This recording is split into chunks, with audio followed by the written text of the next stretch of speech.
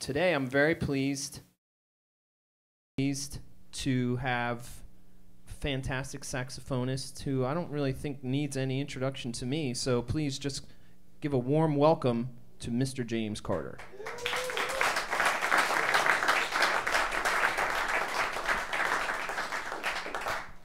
Thank you all. How you all doing this afternoon, huh? Really good. Huh? All right, now, shoot, we up here in the land of music and all that good stuff, and thanks a lot. I usually don't get too hooked on phonics with these microphone situations, but past couple of residencies, I've really been dealing with what the arts produce, you know, and wow. I've had some very blessed situations that have happened to me. I just recently became the owner of one of Don Bias's tenors, and I didn't even see the thing coming. Basically, in short, what I'm saying is music and the arts in general are supposed to produce life, you know? You all agree with that? And that's supposed to be supported through mass media and all that, I'm assuming, right? But lately, when you go around and look at various things on television, rolling around on the sides of buses, there's a whole lot of death that's being perpetuated. Are you all in agreement with that? I mean, Walking Dead, Talking Dead on AMC. I mean, who's alive anymore, you know? So I just want to get back into that. I mean, I've been really blessed to, I feel, be chosen to play this instrument. I grew up in a family, youngest of 5. All of my brothers and sisters are musically inclined, and I was the brat, because I came after 12 years and I was, you know, messing up all types of instruments that my brothers and sisters played, but romancing, you know, what I was going to play. And eventually, through the courtesy of my mom, it actually became the saxophone by her listening to jazz stations and doing her chores. And basically, after the vocalist or whoever would sing, there was always this instrument that came in, and unbeknownst to me, it was the saxophone that always caught my ear. So I heard the saxophone first, and I saw what the saxophone looked like on album covers, and you know. So, and then as a result, the saxophonist of my oldest brother's group came and lived with us. And I feel that artists are divinely chosen, and with that assignment, you should be in total humility, total service to that art. Do you all agree? Don't feel afraid to clap when something makes sense. It's supposed to be clapped and lauded and hopefully adhered to, right? So as a result of that, I've been able to make my first tour of Europe at the age of 16. Played off and on with Winton during that, from 16 to like 18. Met up with Lester Bowie, Art Ensemble of Chicago. You can go online and check out the rest of the people that I've been blessed to hear and play with. You know, and if it wasn't for this instrument, I certainly wouldn't have my wife and our 2 kids, because I met my wife at a jazz festival and got married 7 years later. You know, so these instruments do more than just make changes. They do a lot more than present a vibe for the moment. They continue to give life. They continue to procure our humanity.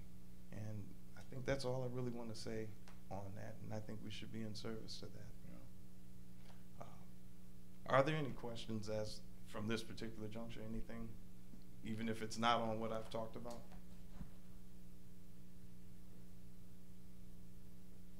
Yes. Well, do you remember what the first records you had that really got you hooked on this stuff?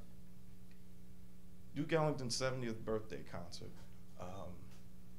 The sound of the saxophone section. I mean, and he had a 6-person saxophone section at the time. Of course, Johnny Hodges. I think that was his last time with the Ellington Orchestra. Johnny Hodges, Russell Procope, Paul Gonsalves, Harold Ashby, of course, Harry Carney, and Norris Turney was the 6th person at the time, who was kind of like the wild card, so to speak.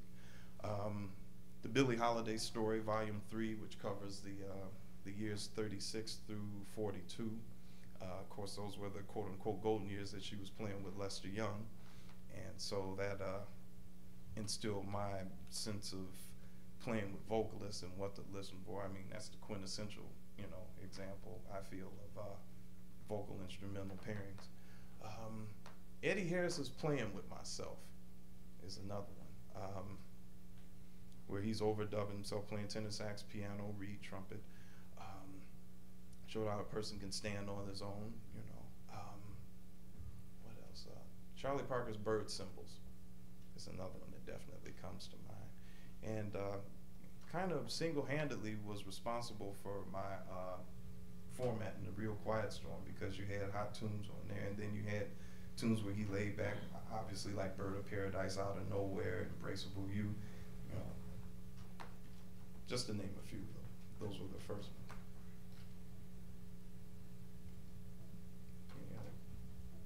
Usually people will have more questions as we go on. That's what I was saying. People are a little shy. You don't have to be shy. Come on, be scared.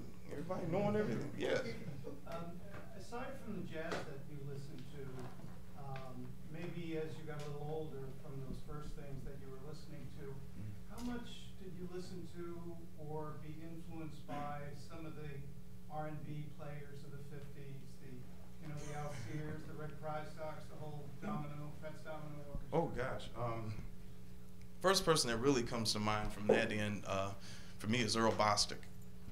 I think the album is called Dance Time, and it had his, of course, rendition of Harlem Nocturne on it, Flamingo.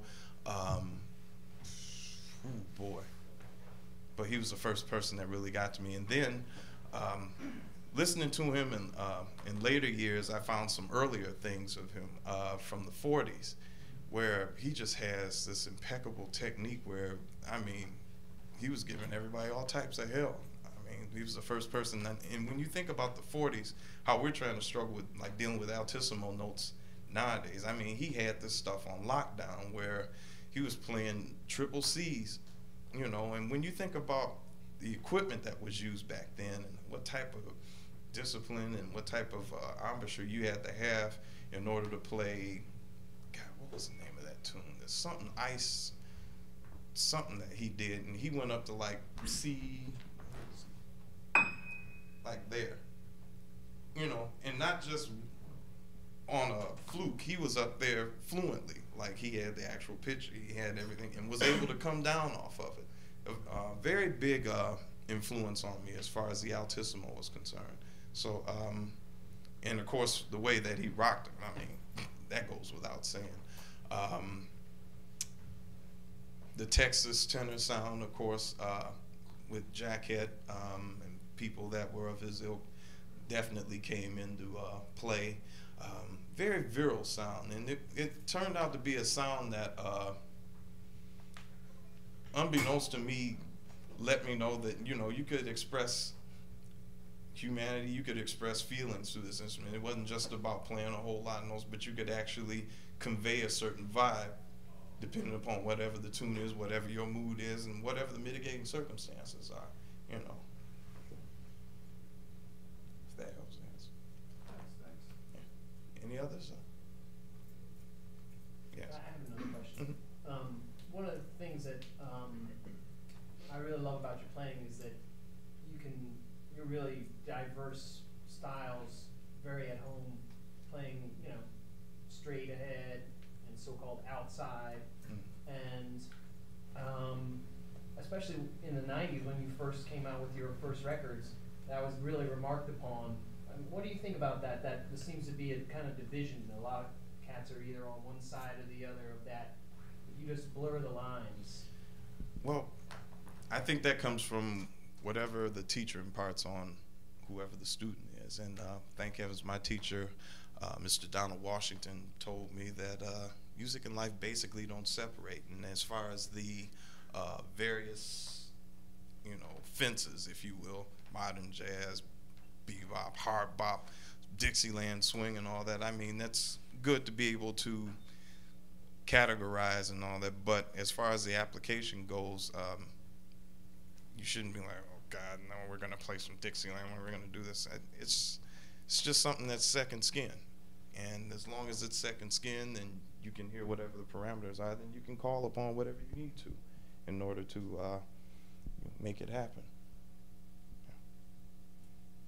Yeah. All right, Reg? You cool, bro? You looking at me? Yeah. I'm thinking about it. I met this young man, and at that point, I think you were probably in high school. And, I remember your parents gave you a lot of support, encouragement to go in the direction that you ultimately became. How did that, that's a two-part question, how did that affect your social life as far as dealing with your peers and comrades in school, and what you were wanting to go to as far as the music was concerned? First off, in early, like late elementary school was when I first started playing. Of course, we had our little neighborhood gang and stuff where we would ride bikes, play basketball against other neighborhoods and football, whatever. And we became kind of a fixture, it was about 6 or 7 of us. But, and we were counted on to do things on a weekly basis. I mean, it went from throwing rocks at cars and passing, and all that other, destructive stuff to, being cool with each other and going to check out various movies on weekdays and weekends, and just doing various things, But when music came in, I had to make a decision, as to what I was going to do, whether I was going to continue to hang out with these cats and do these things, or if I was going to go in. And I got razzed for it big time. Oh God, he's playing that act, and he's playing that again. And I could hear my friends, ridiculing me from outside, because I sometimes have like the windows open on, spring days or whatever when I was up there playing, and it was like 4 or 6 hours a day, just do. Maybe I did James, make sure you play your horn and all that. They'd be mocking my mom and everything, and my mom would be like, shut James, it's time to practice. And there was this one friend of mine by the name of Stephen Griffin who could, get up there real high just like my mom or whatever. And he could, James, come on, get your in, and then you gotta practice. And she'd be like, shut your Stephen piss head, So I got it bad, But when you're looking at 1980, so in 1983, I first went to music camp. Blue Lake Fine Arts Camp was the name of the camp, and later on went to Interlochen the following year in '84, and was invited back to Blue Lake again, full scholarship, and everything was really cool. So it started paying off, thank heavens, and early, so it made sense to them. So and then they started seeing me come back and forth, from various trips, and hearing about various festivals we were doing downtown, like the Detroit, Montreux Detroit Jazz Fest. I have been a participant since 1983. So I was 14. So it paid off. And then they were like, "Man, we love seeing you. What you doing? You keep doing what you're doing." And some of my friends that are gone. They got caught up. Back in them days, if you weren't doing something that was productive, you were out there in the street, you got caught in the crossfire. It's basically the same now, but back in the 80s, the biggest thing that folks were, robbing you for was either Max Julian coat or Adidas top 10 sneakers.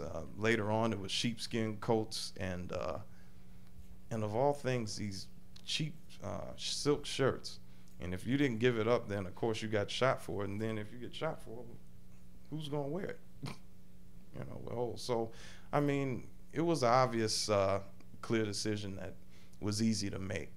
You know, deal with something that's going to produce life, and that also gives me that link with the family, because not only my brothers and sisters were involved in it, but also I had a host of cousins and you know, nieces and nephews, you know, that played as well. And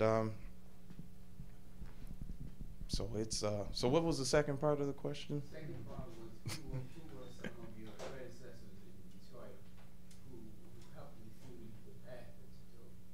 And because Detroit is a wealth of great musicians who we all know about, who are some of the people who you feel influenced you and helped you? Oh wow. Definitely, well, as before I mentioned, my teacher, Mr. Donald Washington, Jimmy Wilkins, who of course had his big band with his brother Ernie Wilkins, providing most of the arrangements through the efforts that he had with Count Basie when they were both with him in the 50s. Teddy Harris, who had a group called New Breed Bebop Society, which basically was our version of Dizzy Gillespie's big band. You know, all we dealt with was modern jazz bebop. Gosh, who else? Marcus Belgrave was certainly one of the individuals that helped nurture talent along trumpet player, cornetist, virtuoso and composer. Used to play with Ray Charles, Charles Mingus. Oh God, the list can go on and on as far as that goes, you know, to varying degrees.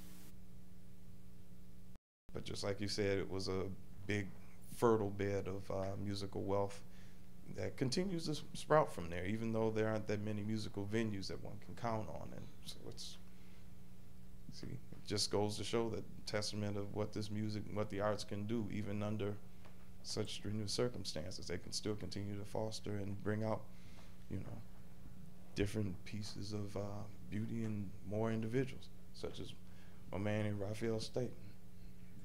You know. Yes. The first question, did you go to school for music? I wanted to attend, but no. No, okay. Mm-mm. Do you regret not going? And it's two parts. Do you regret not going? The second part is, do you think that jazz in school, as a performer, do you think that jazz in school does a bigger service or disservice to the music? Okay, one, yeah, that is below sea level. No, I don't regret not going because of the fact that I basically was out touring and had experiences that I don't think that I could ever duplicate, you know, on tour with Lester Boyd. We basically went around the world learning about life, learning about music. Julius Hemphill, Frank Lowe. These are experiences I don't think that could ever be duplicated at that time in my life, you know. And even with going to school, I'm quite sure I'd have missed the boat in certain instances, but no, I don't really regret it. And being in a situation like this where I'm able to talk with people and converse with you all, I mean, it's a continuous learning experience, either way it goes, you know. What was the second part again? The second part was about if it's a detriment to. Not necessarily a detriment. I'm saying maybe it came out wrong the way I asked it. It's like there's seemingly. If academia and. Yeah, because there's more. Not necessarily that, and there's the fact that like every year, like thousands of kids are graduating with jazz degrees, and it seems like there are less and less playing opportunities. Exactly what I'm talking about. Like, how do you think? Do you think the school numbers, academia, any which way you can, however you want to go about answering the question, whether it be the numbers or just learning in the classroom or whatever it is, how Well, do you think? from a ground level, from that question as far as the jazz being in schools, I don't think that that's a bad thing at all. You know, most people, you know, particularly from the older school, from Detroit would probably say, well, you can't learn this in a class. You know, there's not a jazz club 101 where you'd have that 2 o'clock vibe in your, you know, it's a time clock thing. I mean, there's obviously certain things that you're going to learn in the club. There's a certain way that your body's going to be. You can't replicate those things in an 8 a.m. class, you know. But as far as the wealth of information that's available at anybody's fingertips, you know, whether it's applicable or whether it's historic, no doubt it's a great thing to have, but it's about what you do with it after you obtain that information or obtain that catalyst that makes you search for more information, you know. And to be able to have that at your disposal, I feel is a big service, you know. Come a long way from Jamie Aversall Music -1 and stuff like that, you know. Yeah. So I feel that with the people that are graduating with various degrees, you know, music performance, whatnot, I feel that's something that you're going to get anyway, you know, just by being out here. I mean, that's the grand trial by fire. I mean, you can have all the recitals and everything that you want, but you go on that stage at 8:30 or 9:30 or 10:30, whatever the thing is, that's the real trial by fire, because there's an audience, there's folks that know what the music sounds like, you know, and they're going to definitely tell you if you're representing. True?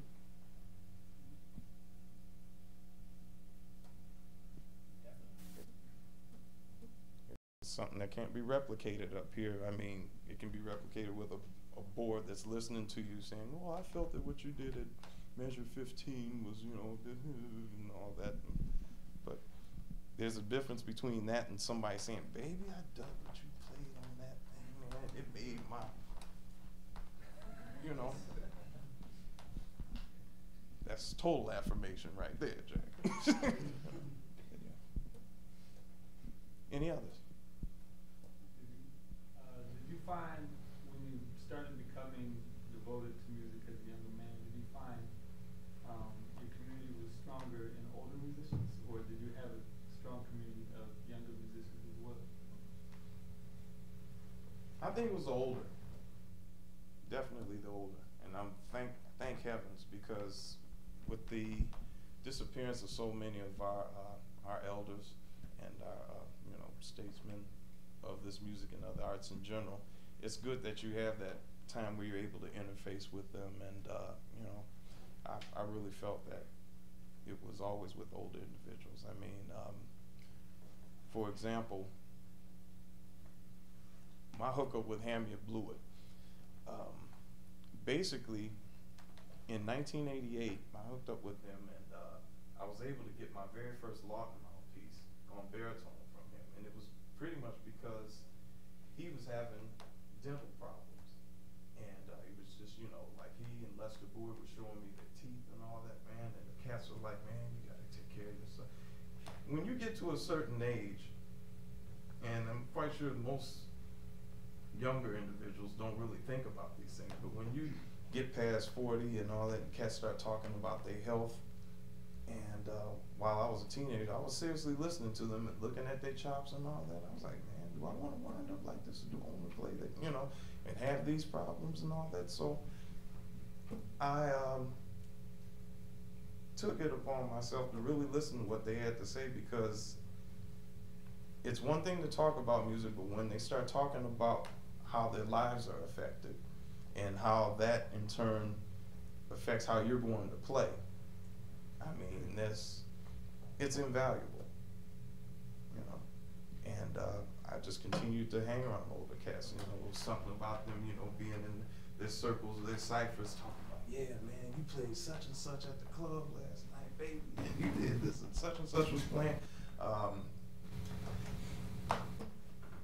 Older, definitely older, and I kind of took that into younger circles, and I could get certain things out of, you know, what younger cats were saying, obviously, because we identify with the age, but as far as what the elder statesmen were putting down on stage and off stage in their personal lives and all that, let me know, you know, you got to take care of your home front, you got to do this in order for your music to grow, because music and life don't separate. That's that's the biggest credo that I've got from my teacher, and they've concurred so many words and so many actions throughout the years. Over. Yeah. What about your community now? Do you find,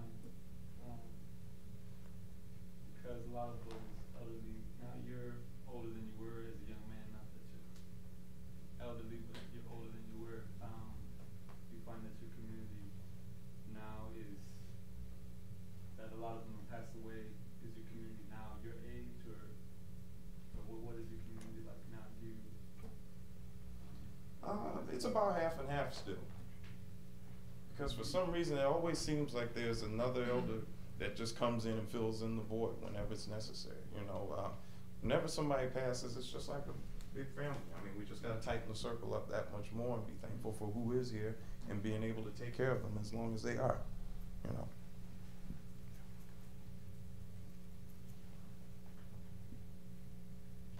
Shall we get to some playing? I think we should. Because it's fiber optic quiet in here.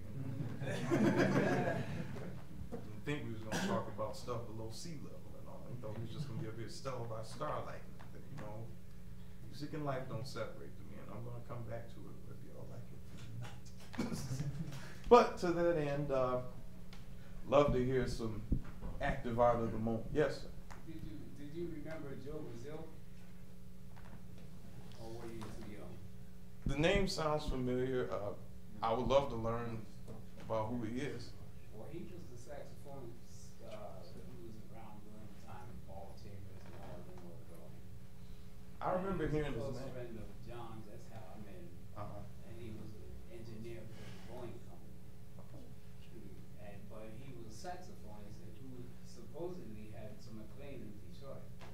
So I wanted to know how much acclaim he had and why did John lean in this direction.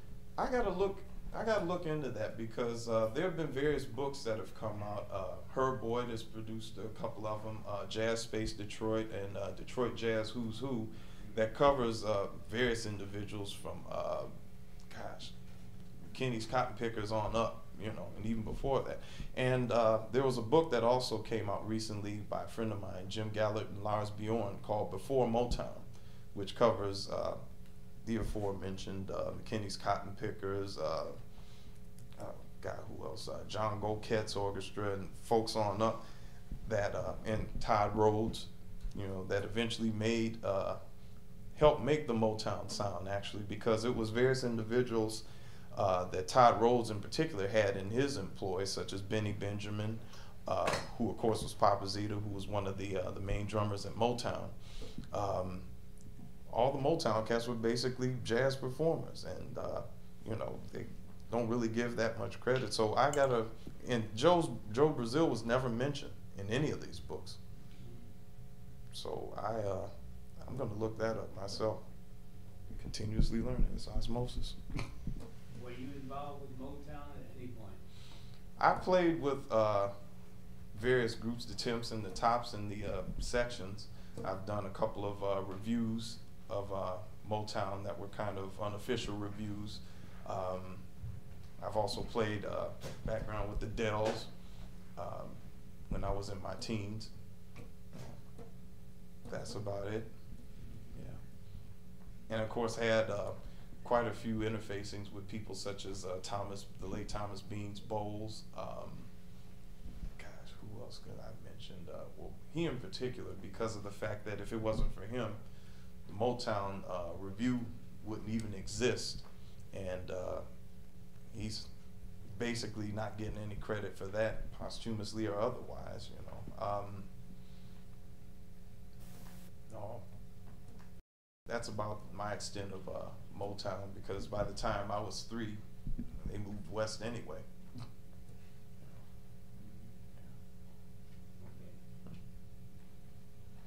Shall we get to some playing, ladies?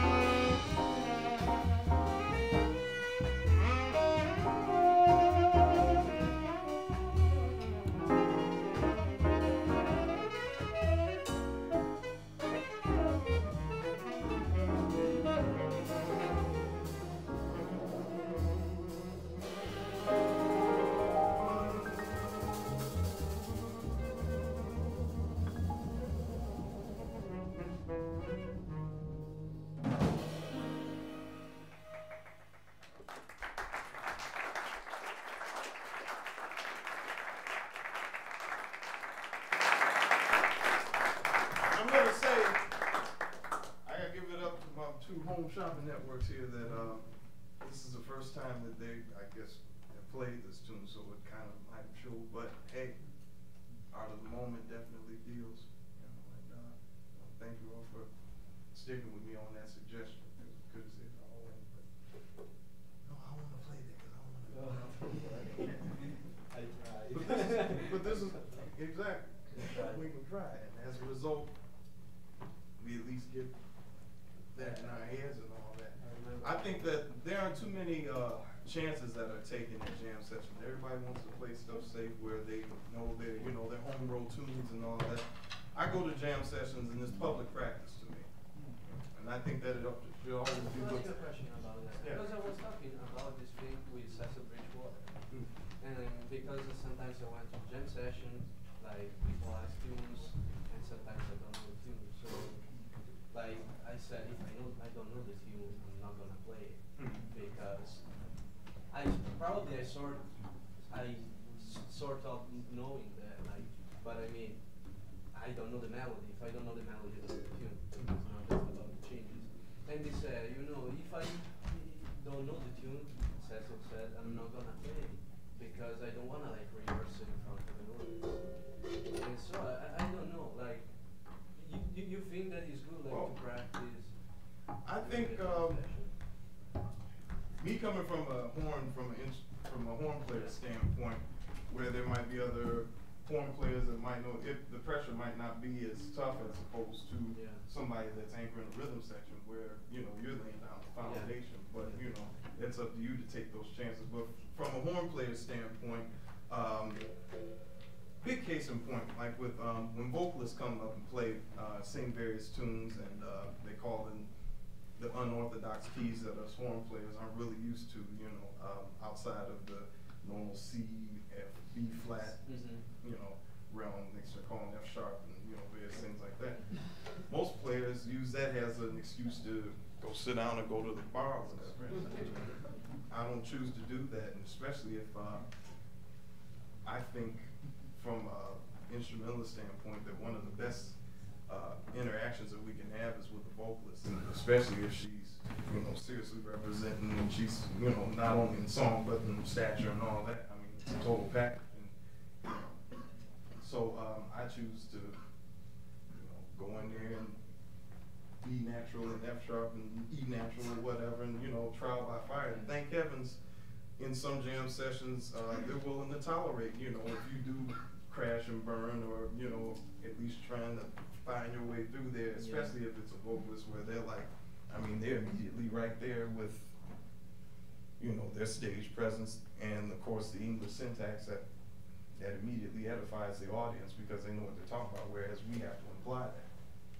The E's and I's and O's and vowels and all that stuff. You know? Any questions? Any observations that one's heard from out here? Oh no, thank you. Seriously. Yes. Do you feel restricted in any way playing with a piano player, harmonic-wise? I mean, piano player decided not to at some point. And I'm organic, by the way. No, I don't think so. You know, of course, if they do lay out, of course, that vacuum can be filled up either rhythmically or, I mean, which has been evidenced in the later '60s albums from Coltrane, for example. You know, where the chord layout and that whole landscape just opens up. You know, and it could either be filled up rhythmically or harmonically. But I look at some piano players as being as percussive as possible too. So, like in the case of Don Pullen, where you have an individual that's not only laying down harmonics, but he's also giving you rhythmic implications as well, you know, and a little church on the side, you know. So I mean, you're getting all of that. So if a piano player, it's just like anybody, if they're hip enough or whatever, and if they're, you know, willing to at least put themselves out there online, no, it's not a limiting experience at all. It's just humanity coming through, you know, in sound. Yes, sir. Hey man, great seeing you, man. I really didn't get a chance to holler at you from Birds. Came and got me and said, can we do our lesson later? I really appreciate what you did at Donald's homegoing. And what you said, yes. Your question was, you should direct it to exactly how he was playing. Did he sound like he was restricted by the chords? He took the chords and created his melodies. He wasn't playing the chords to say, oh, this is what I have to play. There's a, you know, B flat minor 7 to B minor 7. He wasn't doing that. He was creating melody. You know something, and I'm piggybacking on that as well too. Talking about dealing with extending language of music beyond just chordal, you know, the B flat 7s, the B flat minors, this, that, and other, you know, the sus4s and this, you know. You need to go in and start paying attention, and I'm doing this myself as well as time progresses. This kind of piggybacks on me dealing with vocalists. Listening to the lyrics and really checking out what the titles are about. I mean, this Along Came Betty. It probably meant something else to Benny Golson, you know, as far as Betty, but I mean, See, anybody. his wife is not named Betty. Wait a minute, that's the times for that, James. But you take that title and try and apply it to yourself. I mean, this is just tangible information that you could use in any situation. Like, you know, who's your Betty? You know, and what does this Betty do for you? You know, to go beyond the changes and say, see, everybody has some Betty. Along came Bill. How about that? The ladies out there. But you get what I'm saying. You can, music and life once again doesn't separate. If you take that information and your life's informing whatever's going to be externalized out of your instrument. And as a result of that, nobody else is going to be able to duplicate that. That's your own fingerprint. Dig? Am I lying? I'm going to look for some stuff. But I mean, it's just another avenue beyond the changes to say, okay, yeah, we'll get this Betty here. I remember this Betty from back in '76, and I can do that. Next thing I remember how she made my toe go, you know, and how she used to do a thing with.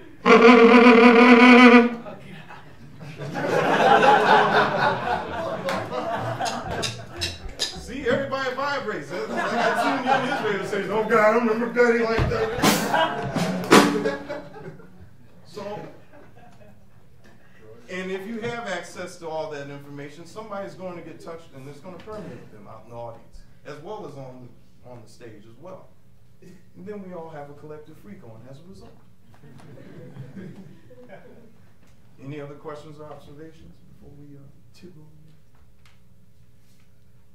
Do we have any vocalists in the house? I was looking at the sister that was back here a second ago, and I was kind of mounting to her. You vocalize, and she was like, oh no, and she skated out the door.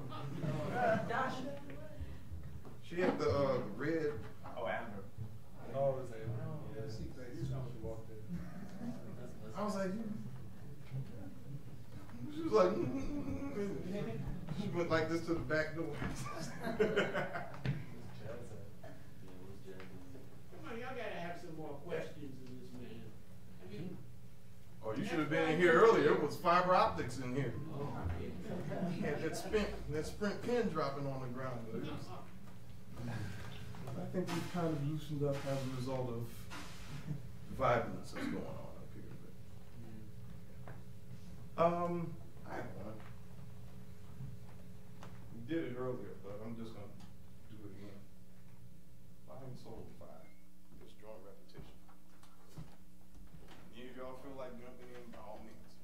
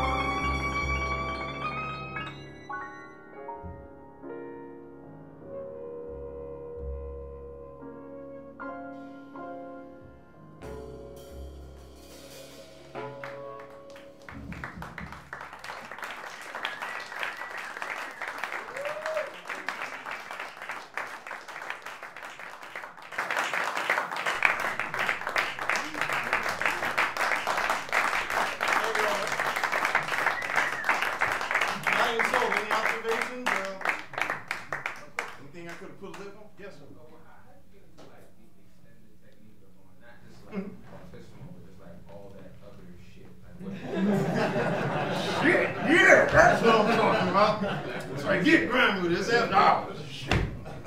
How we getting to the shit?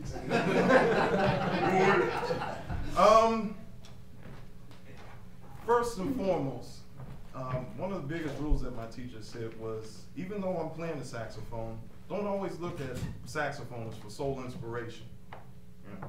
And of course, that just went in line with everything that was going on at the household before the saxophone even came into, you know, my appointment. Because, like I said, I was flirting with other instruments. My brother, my older brother plays guitar and plays various percussion. He was Parliament Funkadelic, so of course, all that was going on in the head as well too. So you know that.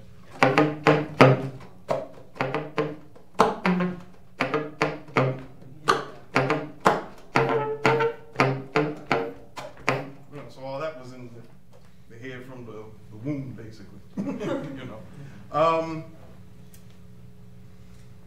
And listening, of course, to drums and just being able to, just basically being a frustrated guitarist and other rhythm instrument, you know, having those sort of tendencies, definitely lent, you know, to the exploration. Like with multiphonics, it had actually happened by somewhat like Newton getting hit by the head of the apple. I went to go on another instrument of mine. I went to go play low B flat, and on this particular instrument, the C sharp, you know, like, I don't know for some of you saxophone heads that, you know, it's articulated where if you go to play B flat, the C sharp goes down. On the older instruments, the C sharp is independent, so it stays up. So if you play anything below that, you better not hit C sharp or else you're gonna get very skanky noise, you know. So in this instance, I went to go play C sharp, but my B flat, but C sharp opened up, and all of a sudden, all these notes just came out, and it was like, wow. So I went and started looking at different, you know, fingerings and whatnot, and found various books such as New Sounds for Woodwind by Bruno Bartolozzi. Of course, there's some more modern things such as the Multiphonics by Dorn Publishing, Top Tones for the Saxophone, for example. Any edition of Sigurd Rascher's wondrous book could, you know, open that whole avenue up, which also brought the Overtone series in as well, implying and letting go of pressure. So that brought on even more multiplicities of, you know, various things. The things are infinite. And of course, upstairs, listen to instruments in that particular register. I mean, soprano voices, flutes, trumpet players, i.e. like Cat Anderson, Roy Eldridge, Charlie Shavers. Those are my, you know, influences up there for playing out like clarion like that. Because a whole lot of instances you find cats where they're, like if they're playing tenor, you hear them. And I think that's just to shade that the note isn't perfect or whatever, but if you know, just use long tones just like anybody else in that same register, then it should be just as natural as hitting open C sharp, you know.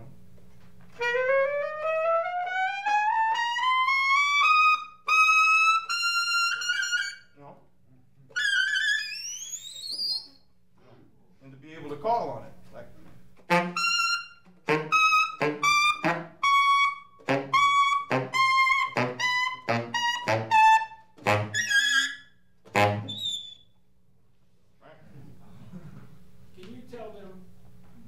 how many hours you practiced at some point in your life? Well, 3 or 4. No. I'll tell you this: 4 to 6 wasn't, uncommon. It went from, James, you gotta play your horn. She told me this one time that I had to practice. And after that, it was, James, it's almost such and such time. You gotta start practicing. You gotta get up to school. It flipped over. So, yeah, it's basically putting in, work, and there's some sacrifices, that had to be made early on, not hanging out with the folks and, that I used to run with and all that, but so be it, Yeah. I just want to say it's been a wonderful journey of body and soul, and thanks for articulating it so well. Oh, thank you. That was really beautiful. Thanks a lot. Vocalists, once again, vocalists definitely come into the arsenal. I mean, not only when you think about, just name some vocalists. Anybody just name vocalists. Billie, Dinah, Sarah, Ella. And what you get when you hear them, and to be able to translate that phonetically through the instrument, to be able to give you different deliveries, different ways of thinking about setting the mood for not only yourself, but for the audience at large, to be able to say that, I'm not going to play it this, like.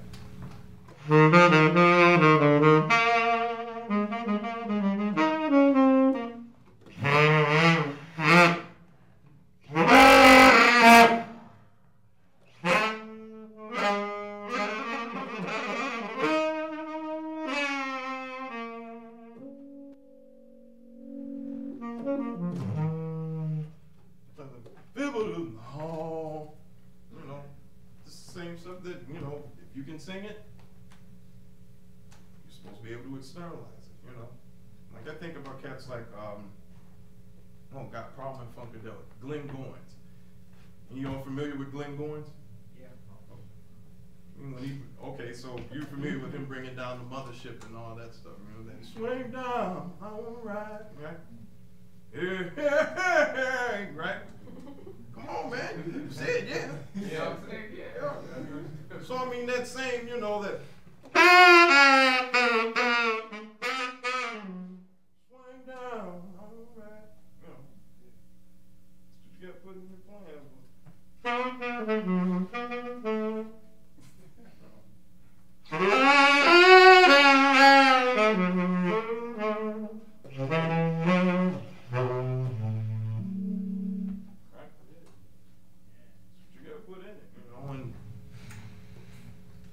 Another cat, Caruso, Enrico Caruso. No? Nah, I don't know. Yeah. I'm not sure who it is. The first tenor that ever recorded, right? But the Forza Del listen to that.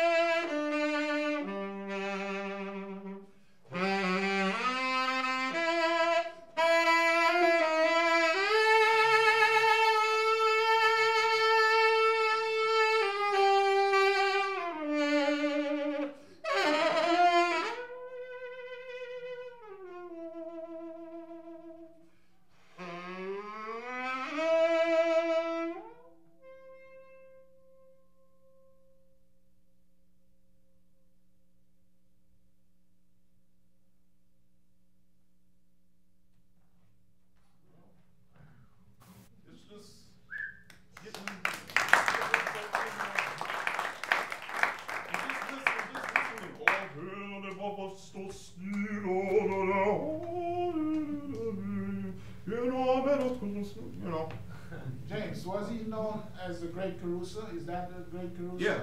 Yeah. Rico. Okay. And Yeah. Rico, the Great Yeah. Caruso, right? Yes. Yeah, okay. Yeah, man. Wow.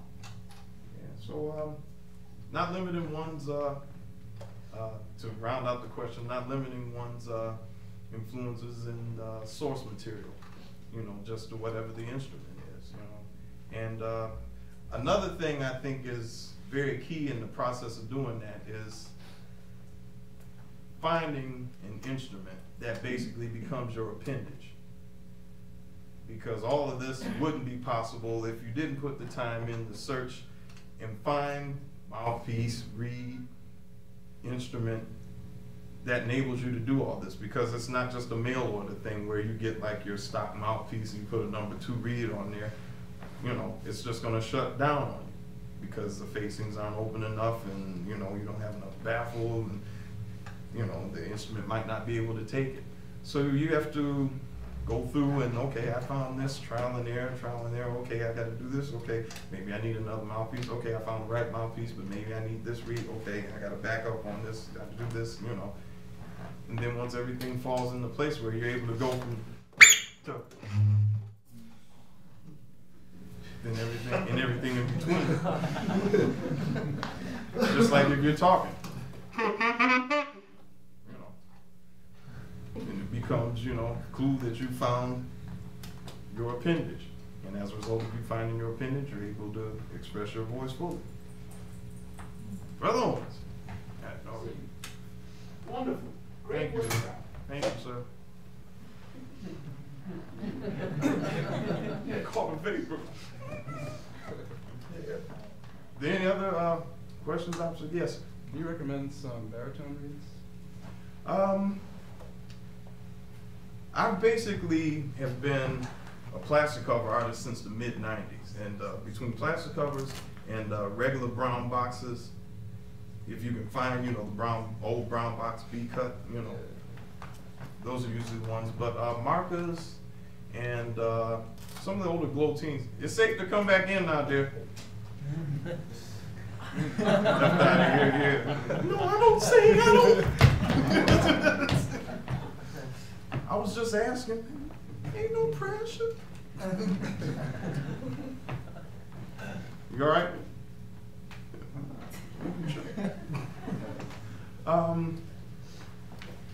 But yeah, what's your setup that you're using?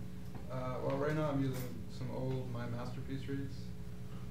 The old McAfee? I think they're from like the 70s that a teacher of mine had for a while. I think they were made by the McAfee plant in upstate New York. Yeah, and they're actually still in business. And from what I understand, if you give them a reed that's an ideal reed, it's my friend Alex Harvey. If you give them a reed, they'll go ahead and measure that mug and send you a whole box of that same reed, at least from whatever dimensions that, you know, from the reed that you cut. You know. Yeah. And I think Diodario has the potential to do the same thing too, because when they acquired Rico, there was a big difference from the visits that I had in 1996 to 2006. Within a 10-year span, they were, of course, Rico was acquired by Diodario, and they also acquired Glotine and a couple of the other, like Roy Mayer Lavals and, you know, all those folks, and put them under one umbrella. They went about digitizing the machines from Glotine, and they have it now down to a point where they have 56 different points on the reed, including the butt of the reed itself, that they measure for various thicknesses, and if it's meeting with the criteria of a baritone reed, cool. If it doesn't, then it gets shaved down, and then it sees if it meets the criteria, you know, for the tenor, and vice versa on down, whatever. Meanwhile, they got mulch that they're shipping off to Frank's Nursery and Crafts and various other places. And I've been trying to get them to basically do what Buffet has done with like the Green Line clarinet, where they milled up all the grenadilla that's left over from the pieces that they've cut off, and they milled it together and made a mesh with a composite, and they're making the Green Line clarinet, so they're not wasting anything. And I think Rico could do the same thing, as opposed to these fiber cells, you know, which basically you can play anything from like low B flat and some altissimos, but the problem is it doesn't have a heart. The heart doesn't give, and when you go to press on the heart of any of those plastic reeds, through and through plastic reeds, they don't give. They just shut down because there's no vibration in them. There's no cells to allow them to bend, do anything. So my theory is if you have all this leftover cane, which you can mill and mesh into this, into some sort of polymer that's of course feasible for consumption, where you wouldn't catch any, you know, sort of after effects or anything like that. You could have a reed that's the best of both worlds, that would have that same durability and at the same time have some, you know, cane in it. And have, you know, so you'd have the heart and the durability at the same time, in theory anyway. I'm still shopping that too, so I'm feeling that level. Any other observations? I think we got time for maybe just one more question, if anybody wants to close it out with us.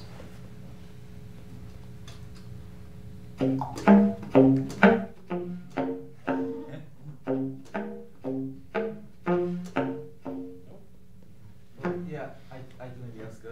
I was just wondering what. Georgia drumming too, bro. What? Georgia drumming. Drums? Yeah. What about that? Oh, thank you so much. I was gonna ask you, just like, I mean, yeah, you're very, like, unbelievably rhythmic and whatever. I was wondering kind of what are some of the stuff that you usually look for in a drummer, or who are some of your like favorite drummers like these days, where you kind of pick up your iPhone and listen to? That's a good question. Of course, all the usual timekeepers that we normally think about: Joe Jones, Big Sid Catlett. We can go back even further than that. Baby Lovett. Oh God, cats for me. God, who else? J.C. Hurd. Philly Joe, man. Oh man, Elvin. I mean, there's like the usual suspects. More locally, cats that probably won't even make it to recognition, like Lawrence Williams, who's a former Detroit composer, percussionist. He's passed on, but man, he was this one cat who used to play with 4 sticks at the same time. His name was Jesse Hameen Cheese, and not just doing it as a gimmick. He actually, you know, like a vibraphonist would play with 4 mallets or whatever.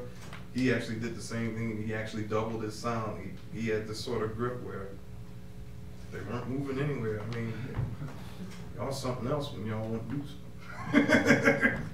something.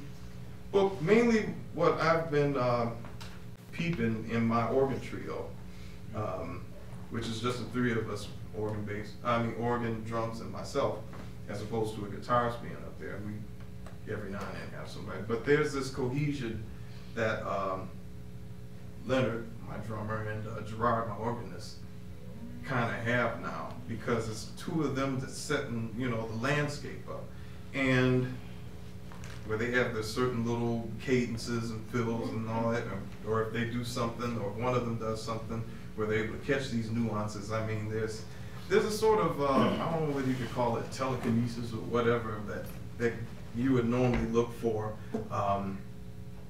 in the midst of a solo, particularly in exchanging 4s.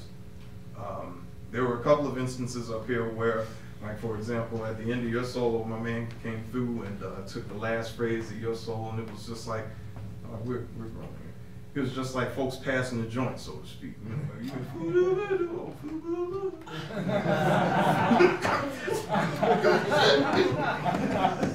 I inhale. I'm just using that as an example, but you get the idea. Where you're like, and my man came up like, oh yeah. But it shows that A,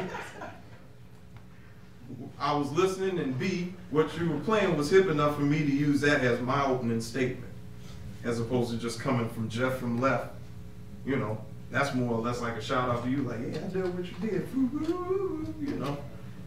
You know, and then it's, you know, it's that assist sort of thing where it's like, yeah, thank you for that, you know. So it's being able to listen, you know, and not just playing for time, not just playing for chords, you know. We're playing for life. This goes back to what I was talking about before. Too much death going on around here, man. You all know that. True. Time that somebody is playing for life. So to that end, hope we continue to listen and do for life. And peace and blessings to all of you. Thank you. Yeah. Thank you, sir.